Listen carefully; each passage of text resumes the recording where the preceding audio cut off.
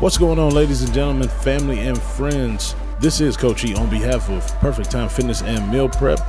We are accepting new clients on both sides. Now, on that personal training side, we are located at Fit Circuit. That is 22141 Rockside Road, Bedford Heights, Ohio, 44146. Now, we do offer one-on-one personal training, group training, one-on-one boxing cardio class. That is noon every Saturday, sports-specific training, and weight loss. On that meal side, we do offer personalized meal prep, catering, charcuterie boards, fresh fruit and vegetable juicing. Now, for us to get in touch with you and for you to get in touch with us, reach out to us on www.perfecttimefitness.com and sign up for those things previously mentioned. We are waiting to hear from you and can't wait to hear from you. Thanks for reaching out in advance. Peace. Break.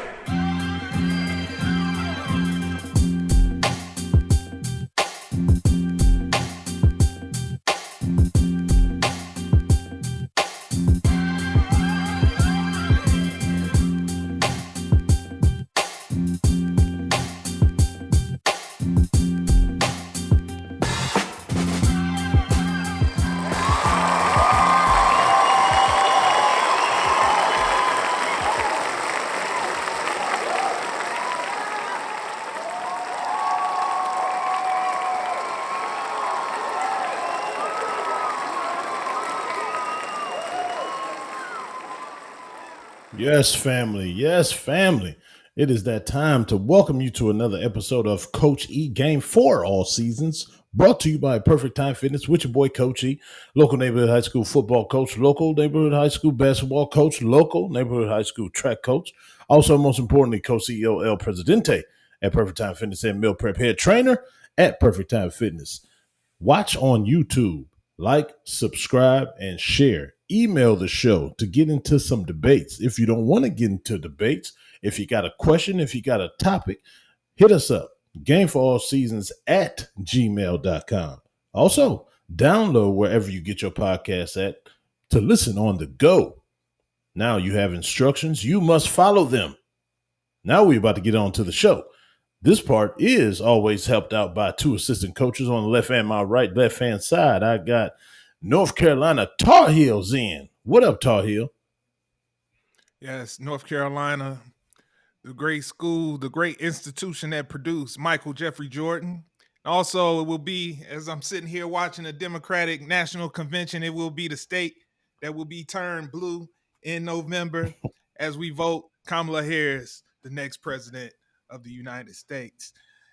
Now that I'm off my soapbox, what's good, fellas? Boy, you awful clean up there on that soapbox. On the right-hand side, I got Taboo Papa. What's up, Papa Taboo? What up, E. Scurry? Yo, that's what we doing in November's in. That's what we doing. Is that what we doing, buddy? Oh, I know you got your MAGA red on. Is that what you? Man, go ahead, take that shirt off and show that that Trump 2024. I'm scratching it all off. I'm voting for Joe Biden because he was fired up last night. I was with Joe last night. Man, he was fired up, so pumped and yelling, talking about his accomplishments. I was like, yeah, get him, Joe. Get him, Joe. Anyway, we'll get to that later. It's not your boy, but your favorite grown-ass man, Mr. Taboo Timmons, and I'm Biden. I'm for the elders. What we talking about today, fellas? Let's go, Brandon. Oh, hold up. I can't let you say that. I didn't want to do it. I know you one election away from turning red. I already know that. I'm just waiting on the day. I'm waiting on the day. I feel sad, man. You're gonna be like the minute day that big old what is it? That landfall of money just come through. You gonna be like 50 Cent, man. You got some good ideas out here, man. Full disclosure: if John McCain was running this race, I'd be red. Full disclosure. Damn, McCain. I'm just McCain. Yeah, I'm battling with this one. I feel sadness that this is my choices. Me personally, I feel ultra sadness that this is my choices. They both got some things that's decent. Trump is just just Trump. You know, it's hard to be an educated black man Check off that box. Not persecuting anybody for their choices, man. Look, you got your choices. You pick Trump. I feel you. You want Republican. I feel you. You tired of Democrats. I understand because there's some things with Democrats I'm just not rocking with right now. The tampons in the boys' bathroom, the lowering age 13, and them changing their sexes, all stuff I don't agree with, man. But it is some good things. But I'm serious about that Joe last night. Did y'all see Joe speak, man? He looked pumped. He was fired up. And it burned my bridges that they was like, oh, Joe's a hero. Like, we don't understand why he stepped down and he just Who did it said for his that? country. Everybody know why he stepped down. They Look, know, they saying but that everybody now. act like they not. Yeah, they act like they act like he Everybody wasn't know what forced the out, narrative man. was coming off of that debate. Everybody know what it was, man. Yeah, So Hold on, time right out. now Say you got to that. spin the narrative the other way, man. Now that he done officially stepped down, you got to praise him now. Now it's time to give him heap all the praise on him now. Yeah, because in any other job, man, that would be elder discrimination. Any other job. Now, he was piss poor in the debate. And the State of the Union Joe, like the Joe last night, definitely was different than debate Joe. Gee, we talking about scripted. This stuff was written out for him, man. All you got to do is go in there and repeat what's written. ChatGPT. Now the debate, you got to come up off the top of the dome, man. That is true. You do, but I'm not saying he couldn't. I'm just even talking about not even just the comfortable what the comfort of what he was speaking. I'm talking about like just the swag. You know what I mean? The fired up, the motivation, even the color in his skin was You know back. what you gonna say, what you gonna do. You gonna prepare. You gonna rehearse. And that's okay. That's okay. So, but this is not how the job operates. We talking about the most important position in the U.S. right now. Like, the world, man, Craig. This is true. It's the world in which you do the world, man. You do have people to help you in that position. You have people. Look at Lil Bush. Lil Bush had Cheney behind the scenes like the puppet master. You got people. You got your cabinet helping you to do things. That's why I can't stand when they be like, "Oh, Trump gonna have us picking cotton." No, he ain't. Oh, Trump gonna be the last president. Right. No, he ain't. Because you got other white people that you want saying that because spot. he's had other people. Yeah, when he had Mitch McConnell in his ear being the puppet master. Yeah. Now we talking about Project 2025 now. But you These talking about folks what, is Biden gonna or be Trump? in his ear going forward. Who are you talking Like, about? yo, no. Who is the he you talking about? You talking about Biden or No, Trump? Who you talking about? Yeah, I'm talking You talking about Trump. Yeah, they all gonna have people behind them. And I'm not saying I'm a Trump supporter because Trump is just too ridiculous. I'm just saying I don't love the choices that I have right now. This is piss poor. I'm sorry. The time I was behind Kamala was when she was like, Joe Biden, you're a racist on TV. But everybody got short memory about that. Nobody remembers she called the man a racist in the debate. Back when she was running. I'm not exactly. Man, like but nobody remember that. But you side with the racists now? That's what JD Vance out here with being a never Trumper. Exactly. But I ain't worried about their side. Exactly. He talked the most trash about Trump, but I ain't worried about their side. I'm talking about my side. My side, which I voted my whole life, was Democrat. Okay, exactly. I voted that my whole life. I voted that my whole life. I voted that my whole life. And I didn't agree with certain things Joe did, but certain things he fought and he was bipartisan, he was able to do. So that's why I was like, okay, I was upset coming into it, and it was like, Joe, you showed me some things, but I can't check off Trump. That's just my pride. I can't do it. But Joe, you cool. But he got pushed aside. Even last night, they had him speaking so damn late where nobody even cared. It's just disrespect. And you push him into a corner, and even he made a joke and he ad-libbed on his speech like, now I'm too old to be president. You know what I'm saying? Like, I feel, you know what I'm saying? I feel some type of way about it. And I never was a Kamala fan until she called him a racist. But then that went out the window.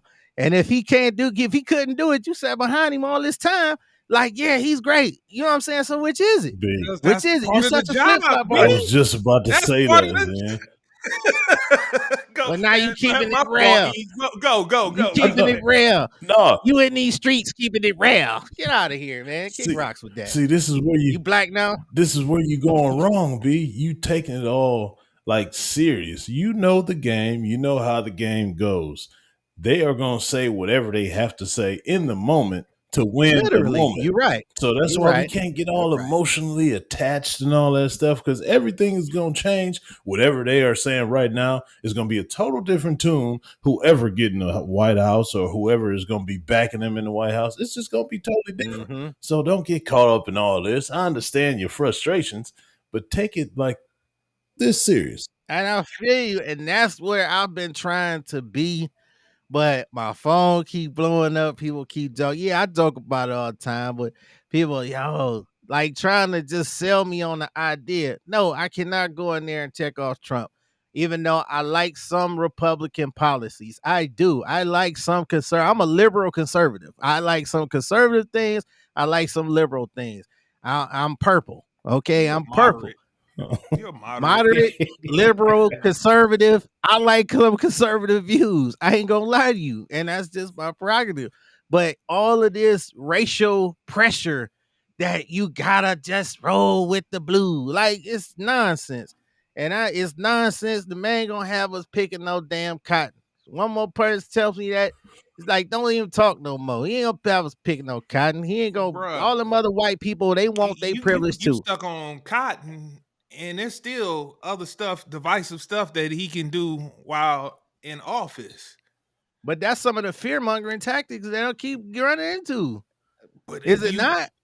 The loss of democracy. Look at Project 2025. Have you seen the videos of the dude from Project 2025 saying, "Yeah, Donald Trump is giving us our blessing. He's with us." Like, man, and when you look at that, man, it's too long for me to say I read it all, but I done skimmed through and saw I skimmed through a few times points, I'm like, ain't it like 190 something pages or something like that? Man, it's something ridiculous. Like getting rid of the DOJ, getting rid of the Department of Justice and all that. Yeah, I got better things to do with my time than that. But once I get the gist of what's going on, I'm like, okay, I don't need to read no more of this. But I just like, show me the part where people like, we gonna be in chains. Direct me to that page. You getting hung up on slavery. It could eventually get to that point, but once you start going, as y'all used to always, where will it stop? Once you start something, man, things can keep going, and you can start asking yourself, when will it stop? Who knows, man? It might not be slavery, but hey, we might go back to Jim Crow. You know what I'm saying? So it could if you start trending into that direction, man, you never know what it could turn into. And man, I think of John Lewis and Martin Luther King and everybody else on the Edmund Pettus Bridge. I'm like, I can't. I'm like, man, you took this ass beating to make sure I go out here and vote, to make sure stuff like this don't happen. This is the reason why you out here. So that's why I'm gonna get up, make sure my behind is dead in November. And I respect that, my brother. I respect it, but I also respect the person that do want to check off red. I'm not like, oh, you a sellout, you Uncle Tom, you gonna be a chains, he gonna be the last. No. If that's your prerogative, that's what you choose. That's what you choose. I'm not gonna condemn you either way. I'm just saying, me personally, I feel sadness for my candidates. I just do. I don't know. I'm listening to everybody closely. First, when I heard Tim Walz, heard him speak, I was actually pumped about him until I heard about some of his policies that I don't agree with. So, But, man, there's nobody that you're gonna be 100% in favor. No, you're right. You're right. I just would be motivated, man. So I got a question, fellas. Serious question. Yeah. What is it gonna take, or how long is it gonna be when you constantly continue to vote and it never goes the way that you're voting? Does frustration set in, or do y'all just say, oh, well, I got to do it because of the reason what you just said is in the ancestors and the Martin Luther Kings and stuff? Like, so where's that line at? That's where you gotta. I'll say my piece when it comes to that. It doesn't necessarily get frustrating for me. Mm-hmm. For me, it's like at the stage of the game that I see Democrats in, they're playing defense right now. It's been there for a couple of years, in my opinion. No, it's been longer than years. Well, that's what I'm saying. That's what's leading me to ask that question. So at this point, yeah, at some point, things gonna have to switch and change up as far as getting to where you're the aggressor, like when Republicans get in office, because too many times it's just like, man, we just trying to, what is it? What's the word I'm looking for when you trying to throw the water out of the boat when it's coming in? You just trying to stay afloat, keep from drowning. Yeah, you just trying to stay afloat right now in this. And I see what B's saying, but I'm not looking for, at this point, I'm not looking at somebody to come in and revolutionize the game right now, because I know that person isn't out there right now. I know with Kamala getting in office, it's going to be pretty much more the same, probably, like Joe Biden was in office, but it's just not Trump. That I can officially 100% say that's your go-to. I know I'm not coming in there with lofty expectations. I'm just happy that it's getting folks excited to want to go out and vote this November. Because what I don't want is 4 more years of Trump, because I know this for sure. 2016 taught me a valuable lesson about not voting, because I was much like E. I'm like, we're going to be all right either way. It don't matter. And 2016 was the election that taught me elections have consequences. And I was like, never again. All right, man, let me make sure my behind got all my stuff in order, because after 2016, I was like, yeah, and especially living in Georgia and seeing how close Georgia was. And I was like, man, if people like me would have just went on ahead and went to the ballot box, we could have turned Georgia blue in 2016. Didn't have to wait till 2020 to do that. So, that's my little. I look again on my soapbox. I'm gonna let B have his. No, that's a good answer. That's why I asked the question, just so I could hear, your reasoning behind it. Because, like you said, you already know where I stand, and then that's where I can go even further. See, this is my problem that I have with that answer. Not saying that's a bad answer, but I can ask again. Like, so, do you think your one vote swayed it, or are you one of those people that say, no, my one vote didn't, but if everybody felt that their one vote didn't matter, then it wouldn't matter at all? Are you one of those people? I know that's kind of one vote. No, good questions. That's excellent questions. Because that's just the tug of war that I have with myself. And of course, my mom always throw that on me. How many people done died and did that, and then that's when I say, my one vote is not gonna matter. But then that's when she hit me with, well, if everybody felt like you, then no votes would matter. And I totally understand that. That's the irony, you know what? too. And this is my thing when it comes to voting. Why it's not necessarily about the one vote per se. I know it has power. The reason I know it has power is because if you look back at 2020 with them folks standing out in front of the polling places, like in North Carolina with guns, they wouldn't be coming up with trying to intimidate you not to go in. That lets you know your vote got some power to it. You know what I'm saying? They not coming up with ways to gut the Voter Act that passed back during the Civil Rights Movement. If your vote didn't have some type of power to it, they wouldn't be coming up with all these different rules and ways to get you for your vote not to count. They wouldn't be trying to lock up the one young lady in Texas who did everything the right way, but then they said it's voter fraud when she did everything the right way. She filled out a provisional ballot, which she was supposed to do because she wasn't sure if she could vote. And it turns around, this lady has been fighting that this whole time. She got exonerated, but they taking her back to trial. And the only reason they doing that is because it's double jeopardy. Nah. They charged her. She was supposed to do time and went to the appellate court. She got it overturned. Now they taking it up to the next basically what I'm thinking is basically they gonna want to try to get it keep fighting it until it makes it up to the Supreme Court, where Donald Trump has set up the courts just right for him. So that's what I say. I was like, to me, it's got to have power. If these white folks is out here going through all these different tactics and shenanigans that they trying to do to make sure people like me don't vote. And so I'm like, it's got to have something. There's something to it. So that's basically. And I understand that, but then it's another way that you could look at it. I don't know. I could be totally wrong.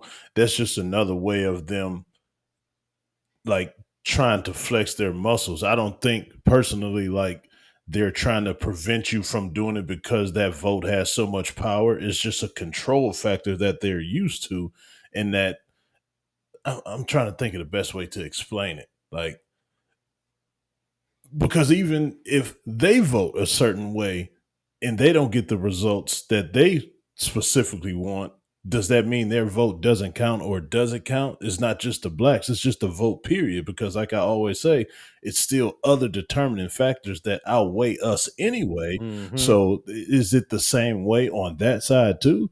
That's what I'm saying. It is. Yeah, because you got something called the electoral college. No, that's what I'm saying. But I'm talking about like, if are the whites telling other whites, get out there and vote because your vote is powerful and your vote means something and stuff like that, or is it just our culture? Yeah, they already understand. Yeah, I'm with Zen on that. They do understand, because you got to think what just happened in the last election. Trump still has 75 million votes. And Biden had 81 million. Mm-hmm. That's a lot of votes. And it's still been instances where people have won the popular vote and lost the election because the electoral college, the delegates, certain states hold more weight. Yeah. But in that right there, your vote really didn't count. It did, but it didn't, because more people voted for what should have been the winner, the popular person, the more popular person. But because some states, I guess, or have more population than others, maybe, I don't know. No. How do they determine it? How do they determine the whole electoral college goes? It's funny that you said that, because if you get a chance, Stacey Abrams just started a podcast and she was just talking about that. But basically, back when they was writing the Constitution, they was just basically trying to make sure. That's why states like Ohio matters, states like Minnesota and all these different. Yeah, California, but California, I got to look it up. For the population size of California, I don't think they have a lot of delegates like that. Yeah, it has. As far as when it comes to delegates, it don't push no weight. For the electoral college, my bad. Because I think it was Hillary had them extra 20 million votes. Yeah, go ahead. It just matters as far as it was their way to make sure that the old South and lesser known states still had a say. That was the way to try to balance it out. That was their method, or their ideology when it came to coming up with the electoral college. And it, like they said, a lot of it has to do with racism back then, because they wanted to make sure that the old South wouldn't lose its stronghold on the country, and so to make sure they always had a say. That was the whole purpose of coming up with it. So that's what I'm saying. So they know no matter how many blacks show up to vote, they still have the certain amount of delegates that will be on the other side anyway. Right. So that with the strong South, like you said, and also if you just look at the map as like the country, it's always like the South, pretty much our region, the Midwest kind of with the Pennsylvania, Ohio's, Minnesota's, and a lot of the Bible Belt right there. They have quite a bit of delegates, the Iowas and stuff like that. So like the West Coast really doesn't matter. So I'm trying to figure out like the best way to. I know what I'm trying to say in my head. I'm just trying to. I see it visually. I see what you mean visually, like the red and blue. Yeah, right.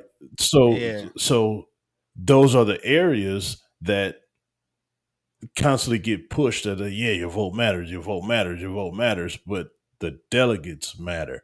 So the votes from the people really don't. So that's just my argument, and that's just what I understand, and that's what I'm nowhere near trying to persuade anybody or none of y'all to do what I do, but just I'm trying to get y'all to understand where I'm coming from. That is not just I'm trying to be a problem. Like, yeah, no, I don't vote No, you just perfect, because. bro. Like, look, you perfect. Yeah, You right on time with your thinking. You right on time because, like, even with the convention, like, these are the only two candidates, but even they are not getting all of the delegates you're right. for each state.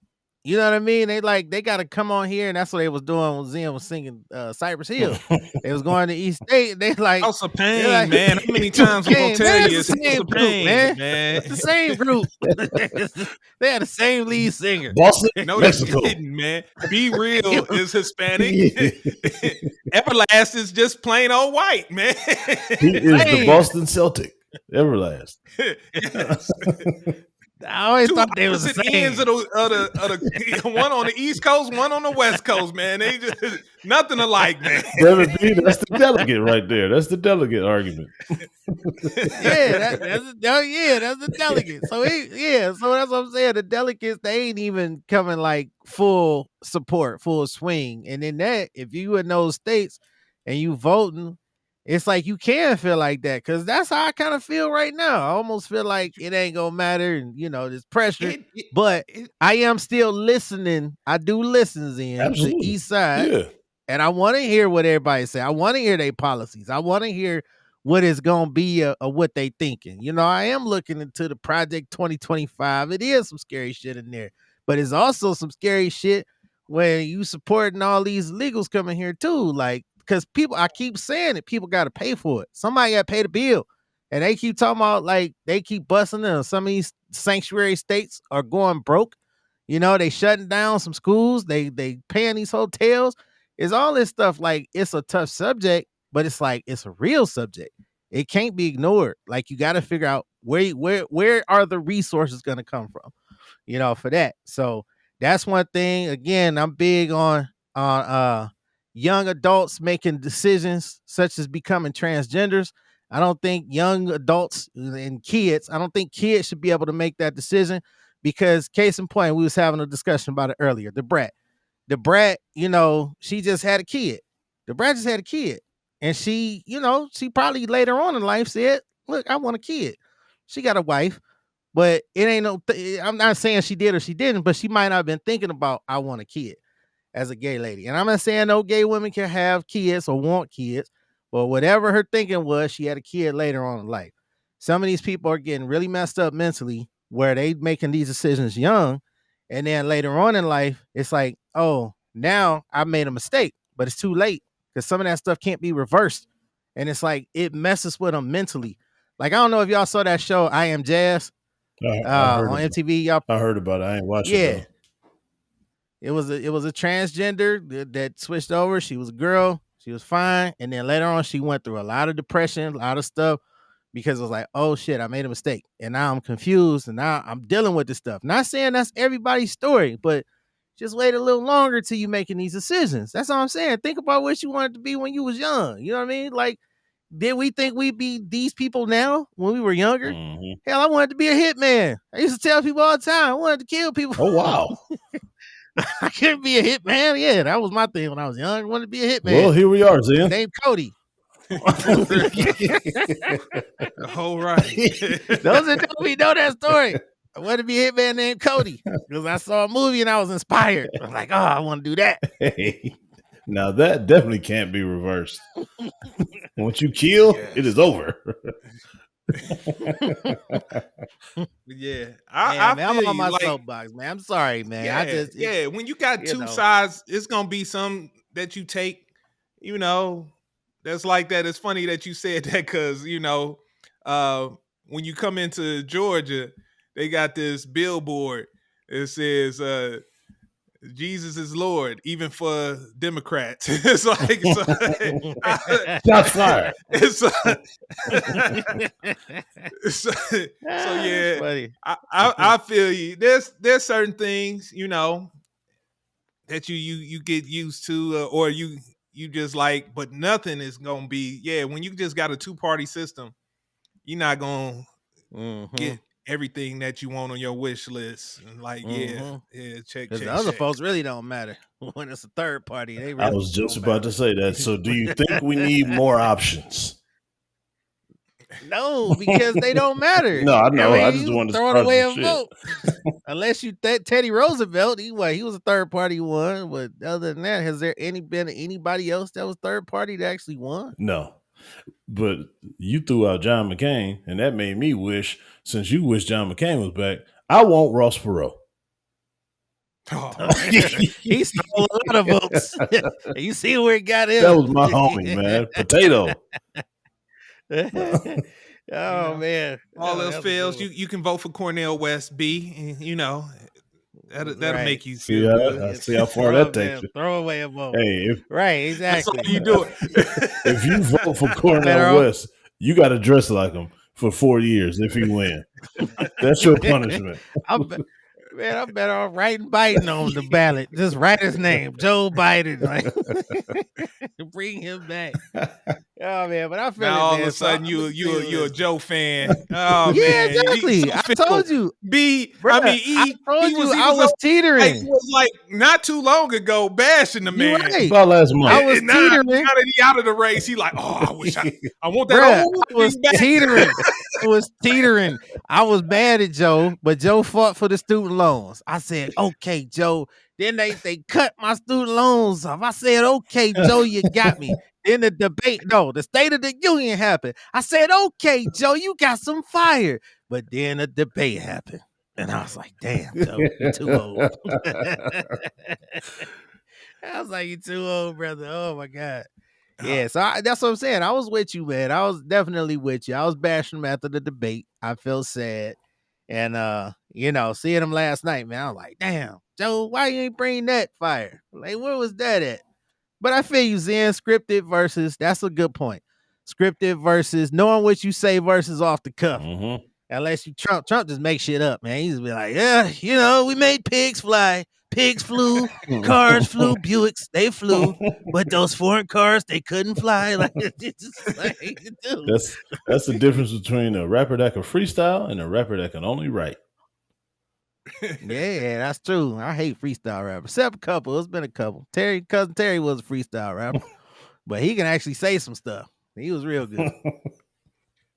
Look, we done hijacked it long enough from E, man. Know, E, where was you gonna take us, bro? Man. Look, we hijacked it. Oh no, bring us on, E. Ain't no hijacking. That was awesome. I love that.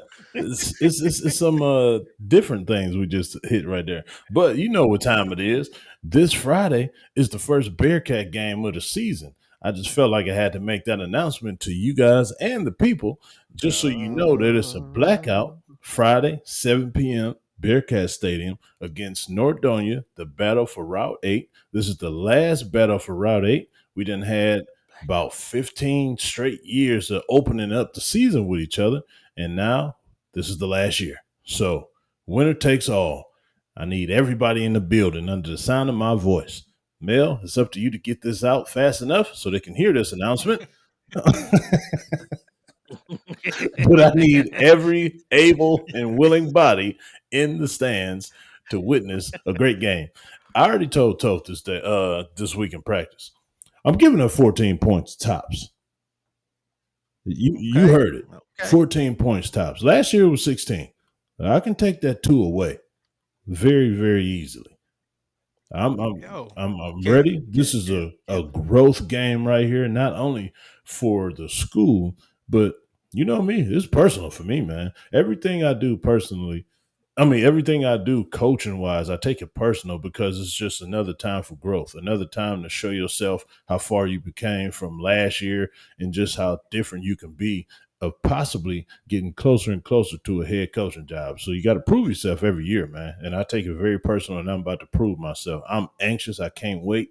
I know I've grown so much, and I can't wait to unleash a whole lot of new stuff that possibly other teams and other coaches haven't seen. I know that's kind of like hard to do in football, but I believe that I have such a creative mind that I can do that, and I will do that. And I just can't wait. I'm excited. Okay. Look, Hey, I was in a building for the scrimmage. I was able to catch they scrimmage. And I will give you your props, E.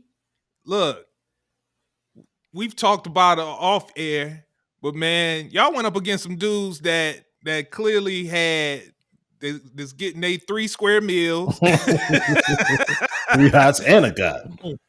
Yeah, they getting that, and they in the weight room. Look, this was the first time I was like, E might have a point. When we have our debates over HBCUs versus Power 5, and when they was that yeah, facilities.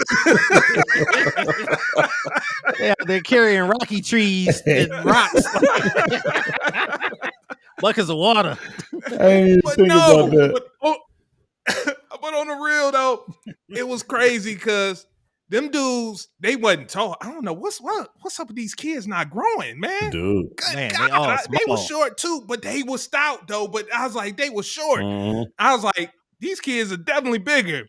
I was like, they stronger. And it was kind of funny. I was like, man, is this coach out here? I was like, in my mind, I'm like, is this coach just like, I got to work out some things? Because I was like, man, I thought my advantage might be ground and pound, but he wasn't. He was out there trying to slang that thing. But I give it to E.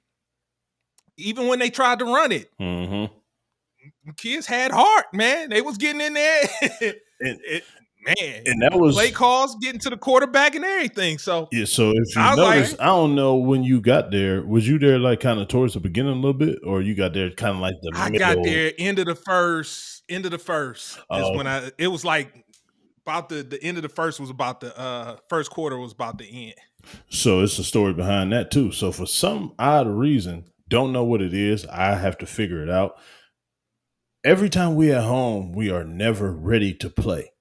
I think it's just a comfort thing, and they think like, yeah, we at home, so this other team about to come in here and they just about to lay down. It never ends up happening that way. So the first series, they went straight down the field, scored on us, very first series.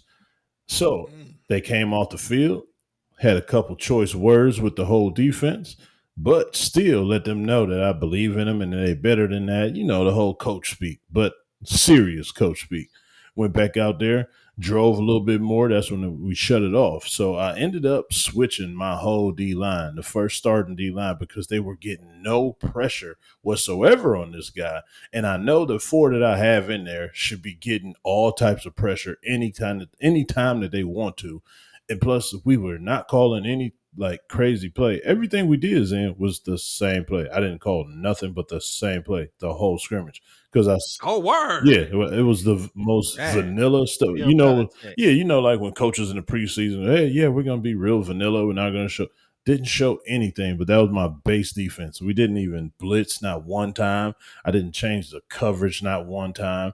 The only thing I did when I took them 4 out of the game and put the second 4 in, I let them know how disappointed I was in it, because every day this group has been with me so long, at least 2 years. What? Let me see. 1, 2. Yeah, so all 4 of them have been with me at least 2 years on the D-line. They know what I expect. They know how I teach them to play, and they know how they need to play. So when I brought them out, I explained that to them, and I explained to them, because we had a conversation. I said, if y'all do everything that I'm telling y'all to do and how I'm telling y'all to do it, there's no reason none of y'all will be able to not go to school. I don't care what level it is, you will get a free education, because I'm teaching you the stuff that they're going to teach you. So if you're learning that here and you apply it here, by the time you get up there, you will be well prepared for the moment and for what they want to teach you. So as soon as I put them back in, it was like a light switch. 4 straight sacks. It was crazy. So now, yeah, y'all was definitely getting the pressure. I was like, oh, okay, all right. Because it's just technique, man. Technique and athleticism, that should win over technique. Whenever you add the athleticism on top of the technique, I don't know what just basic technique person can be able to hold that back. So I got a lot of talent on the D-line, man. I'm really happy of where we could go. They showed me what they could do, but it still wasn't the first game. The first game is going to let me know where we are basically with the whole defense, especially with the whole defense. But up front, this is a big, big game. Because if we do our job up front, secondary ain't got to do nothing. Linebackers ain't got to do nothing. Because they always just going to be watching us like, dang, man, can y'all say some plays for us? That's what I want to hear them say. That'll let me know that we doing our job up front.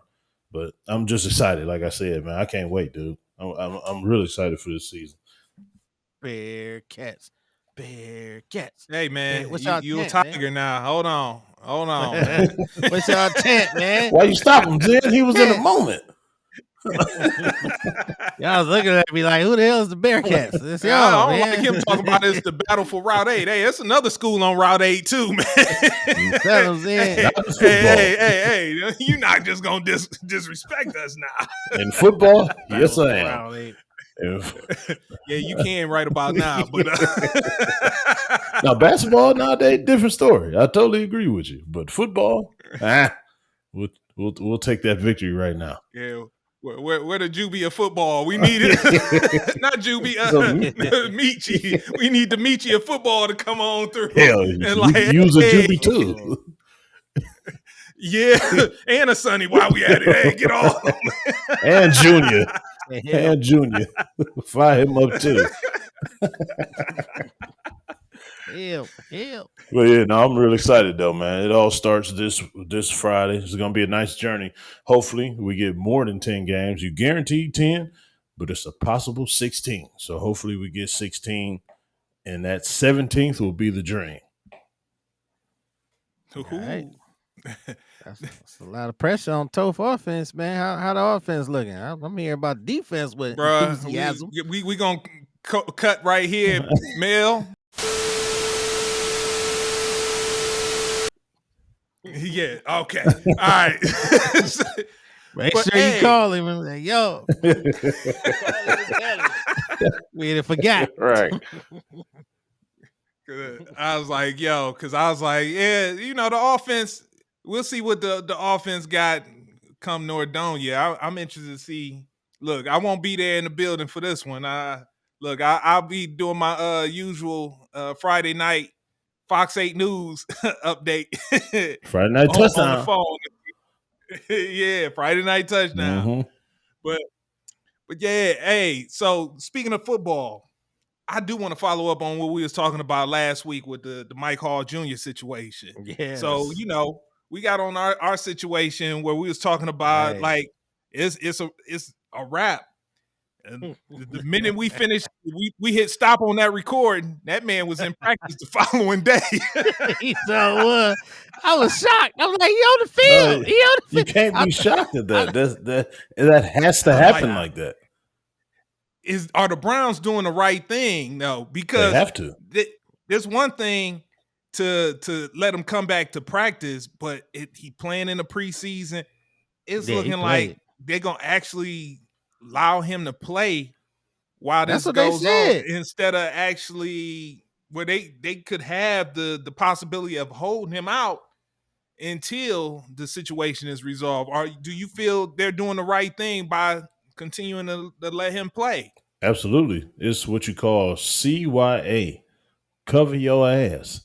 Because the minute they tell him that he done or can't play, he can sue the hell out of them for wrongful termination or wrongful suspension or anything, because the legal process didn't play out. The legal process has to play out before the NFL can get in with any kind of discipline, or the team can get in with any kind of discipline. Because if you think about all the other stuff, Rasheen Rice is still playing in Kansas City. He had that crazy accident on the highway where he almost killed some people. He's playing in the preseason. It's a whole bunch of people that caught cases and stuff on the off season that's still allowed to play because their trial is not done. So they got to do that like with every situation, or they're going to have that tied up with litigation everywhere. So they got a CYA. I know it. The aesthetics is horrible. It looks horrible, but they have to do that. But that didn't happen with the other two though, because Deshaun Watson got to come to his rescue. He was never charged. They set him down for all that time and blamed it on contract disputes. So Ray Rice, they set him down. I don't think he was charged at that time. Not till later on when he got the 3rd-degree assault. I don't think he was charged. Like it's like once they saw it, they set them That's both what I down. said. And with That Watson, they video set him came out. down. That's why I said last episode, if that video comes out, he's done. But that Ray Rice video that came out That's what I'm before. saying. But that technically ain't legal charges. That's a video. And the woman actually stayed with him. But of course, you can't go against the state, No. right? But it wasn't a charge yet though. And that's CYA. Cover your ass. If he would have played after that video came out, NFL would have lost a lot of sponsors. They would have lost a lot of well, they did lose a lot of fans anyway, but they would have lost a lot of stuff. CYA, get them out of there because of that video. See, Ray Rice was a little different because Ray actually told the team he hit her. Yeah. And because he knew Ray being the upstanding dude, and his a lot like Deshaun Watson, his image was pretty much squeaky clean. So when it came down to what is it to punish him, they only gave him two games. He told him what he did, but there was no video at that time. So he told him he was straight up and honest with him about what happened. And they said, you're a good dude. You a first time offender. Boom, boom. We only gonna hit you with 2 games. And that video dropped, and that changed everything. Now, on the flip side, you had Kareem Hunt, our former running back. And the reason why he was a former running back of the Cleveland Browns is because when he was with the Kansas City Chiefs, he was out there. He told the team it went one way. They said, okay. They put him out there and let him play. Next thing you know, downtown Cleveland, he kicking a white girl in a hotel, and that video came out, and he was done. And so I'm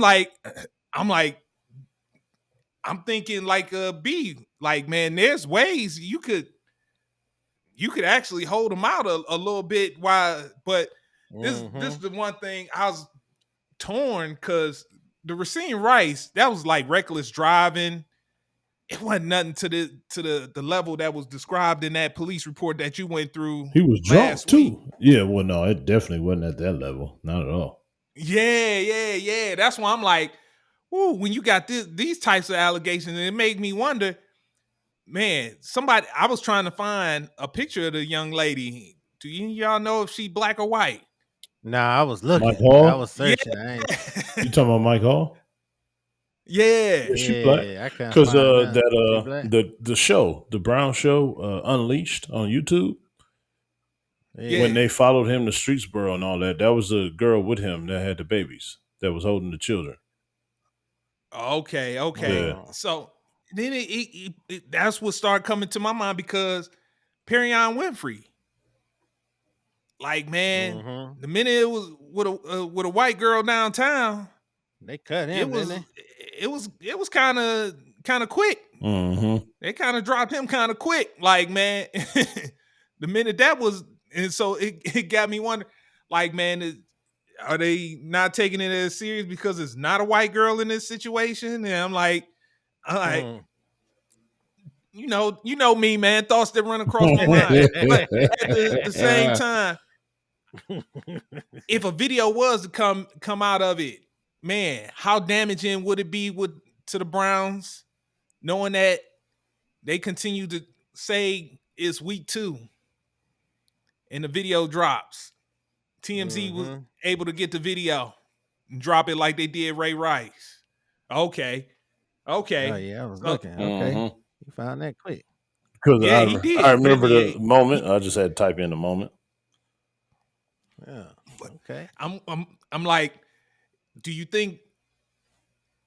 Well, let me put it this way. So it looks like this is more so a situation that maybe it's going to die down and go away. And I'm wondering, is it dying down and going away because it's a black man doing it to a black woman and not a black man against a white woman? Because to be honest with you, the story is kind of like went away. It has not gained any traction, none whatsoever. Yeah. He was back at practice. There was no hoopla over him being back at practice. Nobody, right? No protesters outside of Berea. None of that. Like, man, because he unknown. I was just about to go into that. With stories like that, it's a popularity contest. The person that is let's say being charged or being in question. Now, if it was an Odell Beckham or clearly we saw Deshaun Watson or anybody like that on the grand scheme, that story would still be the top of the tabloids. But who knows Michael Hall like in a national level, except for the fans of Ohio State and the Browns? Not to say that that shouldn't be the reason why it shouldn't be out, but I think that's why it don't have Locally, lit. it's not gained any traction either. It's kind of died down. Do you think it's died down because of its popularity, or is it something that the Browns may have their hands in with helping making A it little bit of both. die down and go Yeah. away? Yeah, a little bit of both. Yeah. That's a good point. It's like Brian getting dunked on. They scrubbing everything. They like, yo, we ain't let nobody know this. Hey, this ain't Brian's first rodeo. Remember Jordan Crawford when he was in college? Oh, Dunked yeah. on him in an open Yeah. run gym, and At the jar. What they nobody say, saw give that. me them tapes. Yeah. Give me them tapes. Hey, yo, my man. They went to stands. Yo, my man. Yo, Let me see that. you know what this is? This never happened. My phone. Look your phone. Yeah, right. Here go an Obama phone. I just wanted to circle the block real quick on that one because I was like, I was No, that kind of was a good one. surprised. I was surprised too, and it's funny, Zen. I think you right with a lot of that because they hit it with a one-liner too. Like it wasn't no outrage, wasn't no protest, but the one-liner was, well, the Browns said they're gonna let the legal system work, and it was like, what is that? Like it to me, I thought that because I texted immediately. I was like, he on the field. I thought the man went rogue and grabbed the helmet Hey. and ran out there. Like, he was just hiding in the stands waiting for his chance. Hey. I've been fighting all my life for this chance. I ain't gonna give up now. David Ruffin. I like nothing without David Ruffin. That's that you told Harpo. No, that's a horrible choice of words. I'm not even going to say that. Oh, too soon. It's too soon. I was just trying to get to the point where she said, all my life I had to fight. Wrong quote. Please give me the Steve Harvey Family Feud X. Hey, we getting canceled together, brother. We getting canceled together. We're gonna be silhouettes next week. Oh, Hey, man. hey, B, if you got something, I do want to circle back on another topic. Go back, That's man. just Mine been was running through my mind. mine was the rapper named Kamala. I say one little extra thing on that, man. Oh, yeah, Right, she in that's these right. streets. It was, wasn't Yeah. it? Yeah, you're right. Yeah, and I hated that, but she better watch her back, man. Mark my words. She went. I don't trust Walls. I don't trust Walls. I think he might be gunning for her. But go ahead, man. That's my 2 cents, man. All I right. don't trust him. Random thoughts. We've been going back and forth over this whole Jason Tatum thing. Like, look, I wonder, you coming fresh off of a championship, right? Like, and you have this Olympic experience. Do you think if in hindsight, he's like, man, I wish I never came? He gets a gold medal to add to his resume, but Yes. like, man, do you think he is like, I don't think so. yeah, I could have did something better with my time than I think this. so. So I'm with you. what else would he have been doing? Working on his game, of course, right? So Working on his game, he Why he just had a kid with LMA. yeah, okay, I can understand so that part. he you know what I'm saying? There's different things in, enjoying the spoils from winning the championship. But I'm pretty sure he still did that, and they have the type of bread. Well, she was there with them anyway, with the baby. So I seen plenty of pictures of them with the baby over there. But as far as the working on the game part, what better time to work on your game and to practice and play with those people? Like, Man, you making them a practice scrub. no, I'm not. This I'm is the talking about that champion for all of them. NBA. Every single Olympic game, when people go over there and play with each other and practice against each other like that, every single one of them players always have a huge season because they all got so much better just when the competition that those practices create every single time. So I'm 100% sure he got better. And on top of that, he's going to have so much more fuel to prove everybody wrong. So this situation, in my opinion, maybe I'm biased because I'm an athlete. He about to use this for fire to kill everybody, and he just got done playing every day with these dudes. So I'm pretty sure he got so much better. Yeah, but he could have stayed home for that. You ain't gonna get that run at home. You ain't gonna get that run at home. Yeah, but you just had a kid. You just coming off a championship season, and plus now I gotta go J. Cole Kendrick. With Jay Tatum, I saw it like what you was saying, man. Again, man, he ain't had that dog. So is he all of a sudden gonna get that dog trying to prove people wrong, or is he gonna just go back to his non-aggressive, passive self? Because even in the finals before this came up, he let Jaylen Brown show his dog and take MVP. You know what I'm saying? Like he earned it. I'm not saying he was giving it; he earned it for his dog. So, do we got it in him? No. I don't even think it's gonna change. People keep talking about he gonna kill Kerr and all this in the regular season. I think Tatum gonna be Tatum, which is a great player. He's definitely a great player, but is he gonna play angry? No, I don't think that's in him.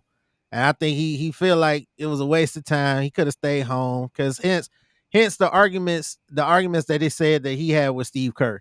He like, bro, because if it didn't matter and you was just there enjoying the experience, you wouldn't make a stink about it, about being on the bench.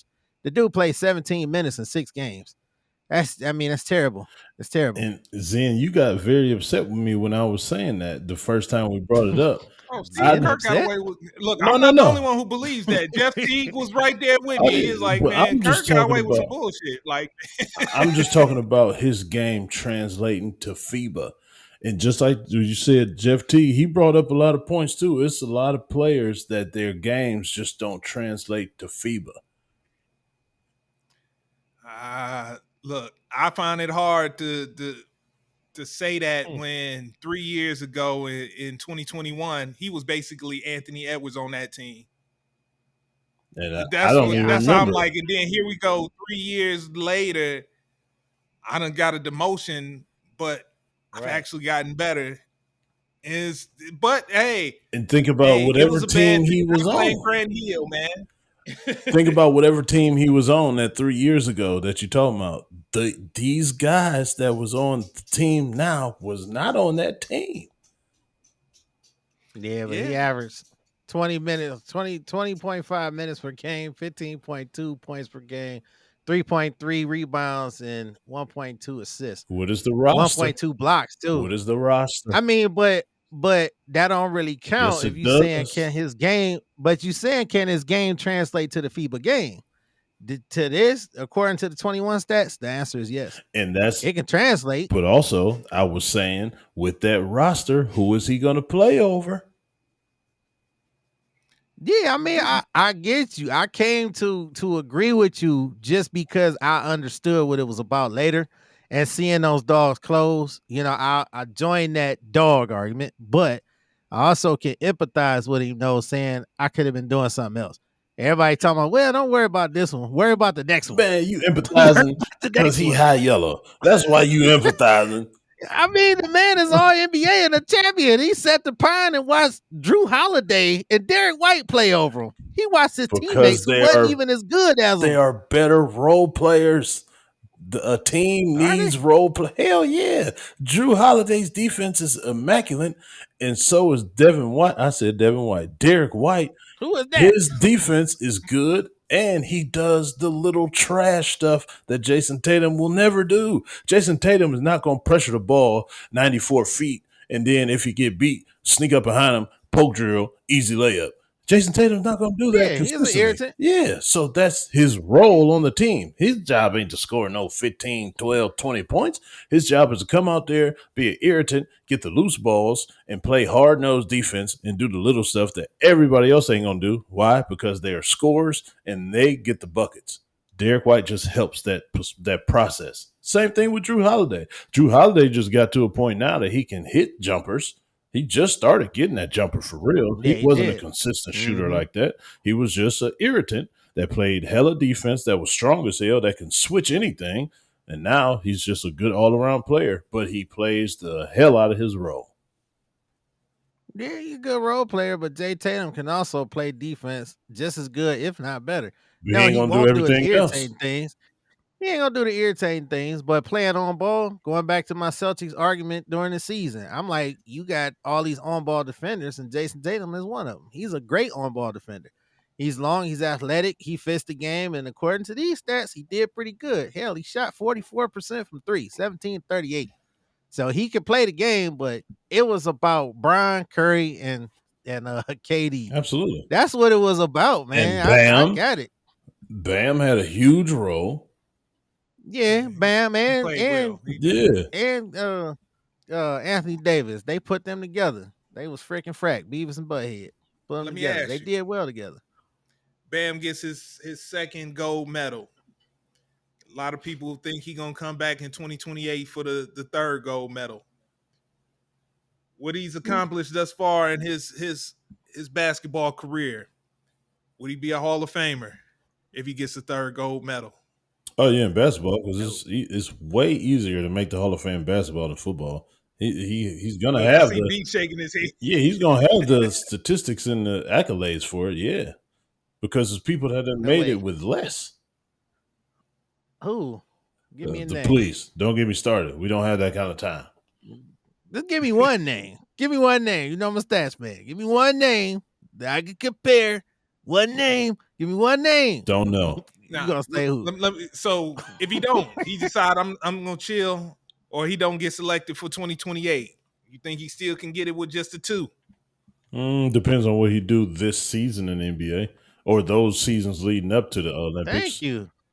There you go. But no, if he has the seasons that he's been having, or take another step forward, then I mean, well, I can't say Chris Bosh because he had the luxury of being on that team.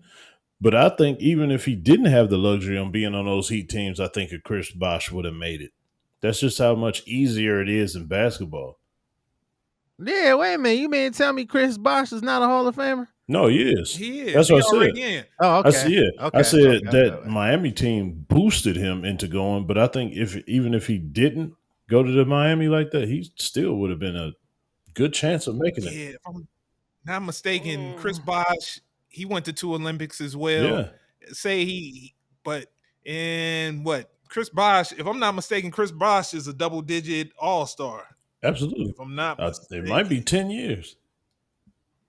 Yeah. But Bam just started doing this right, in the 3-4 years ago. That's what I'm saying. No, I'm saying he was average at best. 18, he averaged 6.9. No, 8.9, 15.9. 2021, he finally got to 18.1. So, yeah, are those Hall of Fame stats? Because if so, you might as well put Evan Mobley in the Hall of Fame. Oh, whoa. Chris Bosh, 11-time All-Star. So, yeah. Out of his 13 years. The Olympics shouldn't count for All-Stars, though. That shouldn't count. No, it still goes for NBA All-Star. No, it still goes towards the Hall of Fame. With the totality, of his resume. I mean, no. That's what I meant to say. That's what I meant to say. Hall of Fame. It's not the NBA Hall of Fame. It's the Basketball Hall of Fame. Because I started looking at that roster, and because the argument has been that this team is better than the original Dream Team. And so I'm looking at that. I was like, I'm looking at it because the thing about the original Dream Team, you had 11 Hall of Famers, only one. If they just chose Shaq over Christian Laettner, it would have been like they supposed to. It would have been 12. So I'm like, okay, I got 11 Hall of Famers. I'm looking at this roster. We got some studs now. I'm like, so is Derek White a Hall of Famer? I don't know if he's going to be. No. He got a championship and a gold. I don't know if that's going to be enough for a Hall of Fame. No. Drew Holiday, he's officially now with this. Whoa. 2 and 2. I was confused. When you talking about it's a Olympics Hall of Fame for basketball players? The Basketball Hall of Fame is not the NBA Hall of Fame. It's just basketball. Period. What other basketball is it? All of that. It matters. You talking about G League? No, it takes college. It takes NBA, Olympics, everything. Euro League, all of it. It's still basketball. Oh man, all that other stuff don't matter, man. But it's basketball. It's NBA. See, you got to confuse with the NFL Hall of Fame. That's the National Football League Hall of Fame.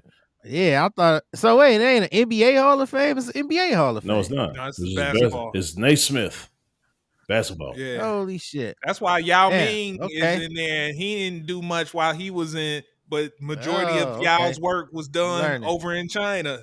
And so you put Nah, those two Bam. together. His numbers even worse Olympic wise. He only averaged 6 points a game. It's terrible. He's not your. That's Hall of Fame. He's not your Vitas. He's not my Vitas. He's our Vitas.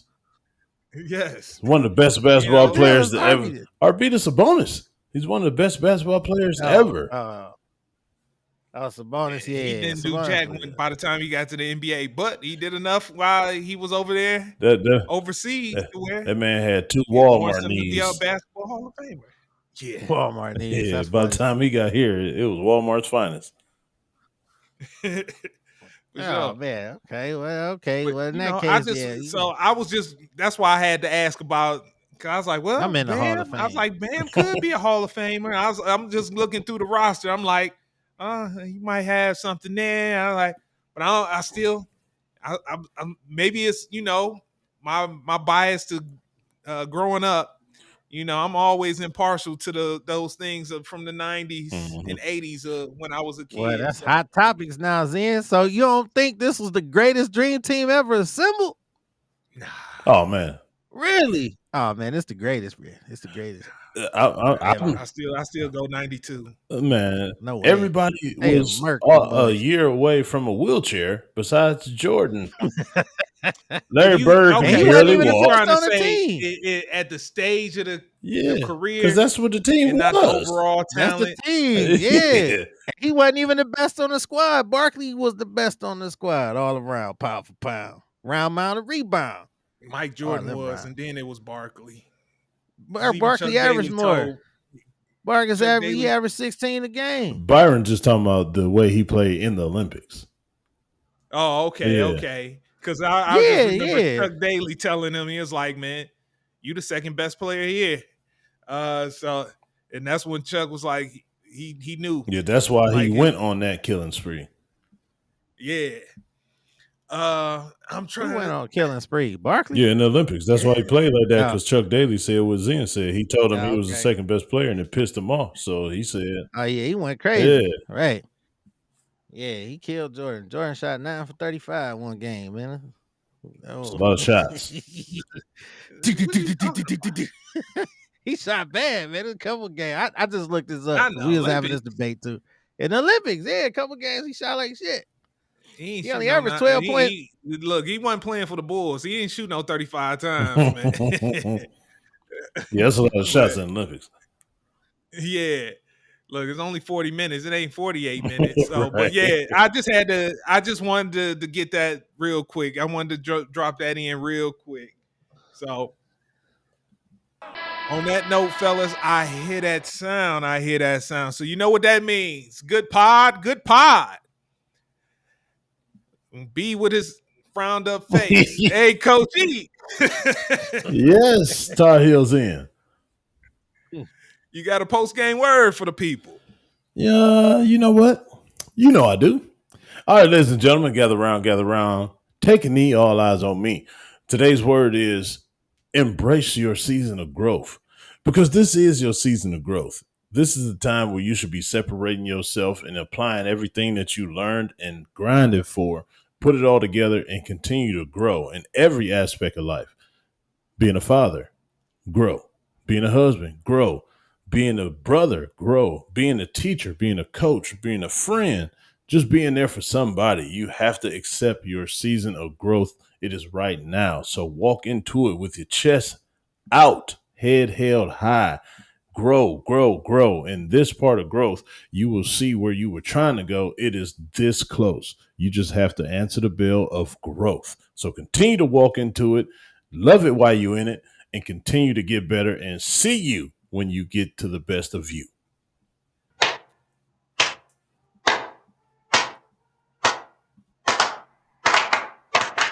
All right, let's go. Win on me, win on 3. 1, 2, 3. Win! It sounds so sweet. All right, ladies and gentlemen, Thank you for listening to another episode of Coach E Game for All Seasons. Friday, Battle Route 8, Blackout, Bearcat Stadium, 7 o'clock. Be there or be square. With that being said, I'll see you next week. Thank you for tuning in to Game for All Seasons with Coach E. Remember to hit the like or subscribe button on Coach E's YouTube channel. To listen on the go, download wherever you get your podcasts. Also, make sure to follow Coach E on Instagram, X, and TikTok at BigF216. Contact us at www.perfecttimefitness.com for one-on-one or group training sessions. Our theme music provided by Mr. Taboo Timmons on SoundCloud at Mr. Taboo Timmons. Once again, thanks for listening and see you next week.